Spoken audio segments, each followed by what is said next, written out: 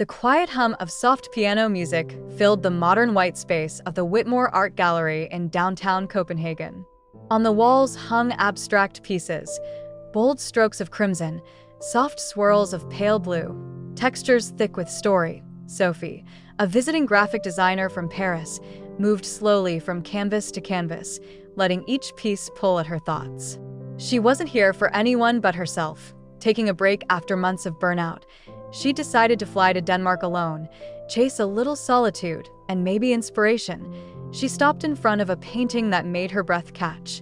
It was a simple composition, a figure sitting alone by a window, painted in deep indigo and amber hues, light falling over them like silence itself.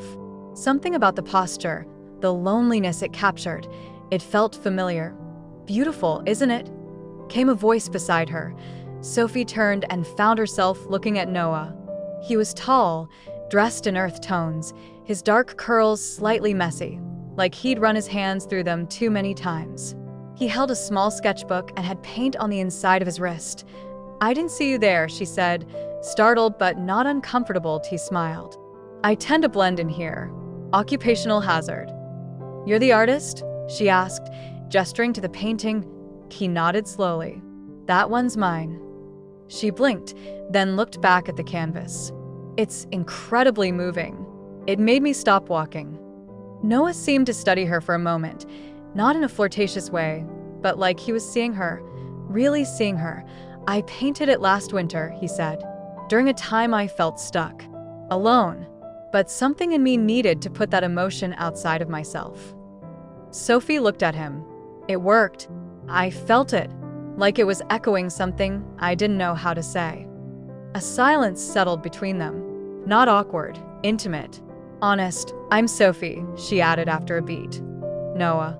He offered a soft handshake. They ended up walking through the rest of the gallery together, sharing thoughts on color, on the difference between emptiness and peace, and how hard it is to explain why certain art makes you feel something. When they reached the last room, where a few sculptures stood beneath the skylight, Noah turned to her. "There's a cafe on the rooftop. Quiet. Good views of the city. Would you like to join me?" Sophie paused, then smiled. "Yes." Upstairs, the sun was starting to set over Copenhagen's old rooftops. They sat with warm tea between them, the golden light falling across Sophie's cheek as she laughed at one of Noah's childhood stories, how he once accidentally painted his dog blue. "I like this," she said softly. "Not the cafe. I mean this moment, with you." His gaze lingered on her. "Me too." The wind tugged gently at her hair. She tucked it behind her ear, and Noah's hand brushed hers, light, careful.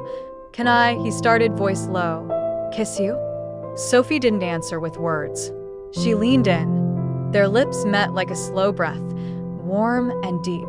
The world around them faded, the sunset, the gallery, the rooftops, until it was just the two of them, suspended in a kiss that said everything they hadn't yet found the courage to voice.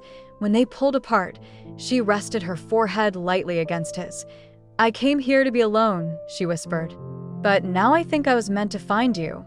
Noah smiled softly. "Then maybe this moment is our canvas."